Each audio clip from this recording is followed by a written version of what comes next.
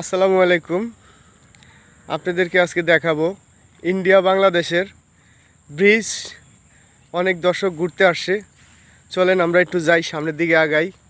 হ্যাঁ ভাই ভাই ভাই ভাই ভাই হ্যাঁ ভাই, ভাই, এই যে এই ব্রিজটা কোন জায়গায়, এটা কিসের ব্রিজ একটু বলবেন? এই ব্রিজটা মূলত এই এলাকাটার নাম হলো রামগড়। আচ্ছা খাগড়াছড়ি এবং চট্টগ্রামের বর্ডারের মাঝখানে একটা রামগড়। এবং এই ব্রিজটা হলো বাংলাদেশ এবং ইন্ডিয়া, ওই পাশে ইন্ডিয়া আর এই পাশে হলো বাংলাদেশ। আচ্ছা আচ্ছা আচ্ছা ঠিক আছে, এই ব্রিজটা বাংলাদেশ এবং ইন্ডিয়ার সাথে একটা যাতায়াতের রাস্তা যুক্ত করা হয়েছে। এবং ওই যে আপনি দেখেন ওই পাশে ইন্ডিয়া এবং ইন্ডিয়ার ওই যে ফ্ল্যাগ দেখা যায়। ও যা, আচ্ছা আচ্ছা, এই যেটা, হ্যাঁ, এটা হলো ইন্ডিয়ার ফ্ল্যাগ, ওই পাশে ইন্ডিয়া। আচ্ছা আর এই যে আমাদের এই পাশটা আমরা আছি মূলত এখন বাংলাদেশে। আর এই যে একটা নদী দেখা যায়, জি জি জি, নদীটা দুই দেশের সীমানাবর্তী অত্র এলাকায়, ওই পাশে ইন্ডিয়া, এই পাশে বাংলাদেশ।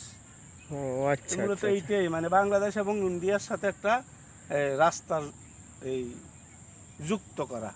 আচ্ছা এবং আচ্ছা, এটা এই বাংলাদেশের বন্দর থেকে ইন্ডিয়া কোনো মালামাল নেওয়ার জন্য এই এই বন্দর থেকে এদিকে ফেনী বারিহাট দিয়ে খাগড়াছড়ি রোডে রামগড় রোডে ঢুকতে হয়। ঢুকেই রামগড়ের কাছাকাছি আসলে এই ব্রিজটা, এদিক দিয়েই মূলত যাত্রী পারাপার এবং গাড়ি মালামাল পণ্য আনা নেওয়া, এই মূলত ওই কারণে এই ব্রিজটা করা। আচ্ছা আচ্ছা আচ্ছা, ঠিক আছে ভাই, অসংখ্য ধন্যবাদ আপনাকে আপনাকে সুন্দর অসংখ্য একটা ধন্যবাদ। তথ্য দেওয়ার জন্য। বাংলাদেশের পিলার, ভারতের পিলারের মাঝখানে আমরা আছি।